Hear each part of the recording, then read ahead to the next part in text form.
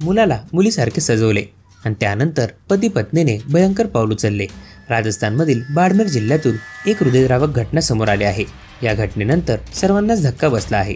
बाड़मेर जिल्ह्यातील Shiv police station हद्दीतील उंडू गावातील ही घटना आहे, ज्या ठिकाणी शिवलाला वय वर्ष 35, त्याची पत्नी कविता वय वर्ष 32 आणि त्यांचे 2 मुले बजरंग वय वर्ष 9 आणि रामदेव वय वर्ष 8 हे राहत होते।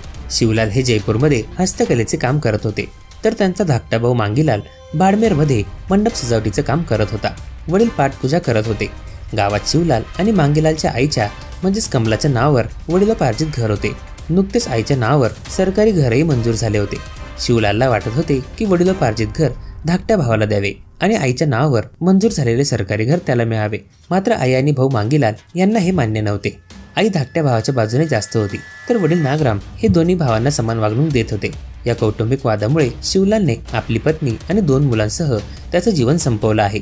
या भीषण घटनेपूर्वी आई कविताने धाकटा मुलगा रामदेवला मुलीसारखे सजवले होते, त्याला ओढणी नेसवली होती, डोळ्यात काजळ घातले होते, स्वतःचे सोन्याचे दागिनेही घातले होते। निरागस रामदेव खूप आनंदी होता। घटना घडण्यापूर्वी त्याचा व्हिडिओही बनवण्यात आला होता। त्या चिमुकल्याला काही माहित होतं की काही वेळातच त्याचा मृत्यू होणार आहे। या घटनेनंतर काही वेळातच चौघांनी पाण्याच्या टाकीत उडी घेऊन आपला जीव दिला। घरापासून 20 मीटर दूर असलेल्या पाण्याच्या टाकीत घरातील 4ही लोकांचे मृतदेह आढळले आहेत।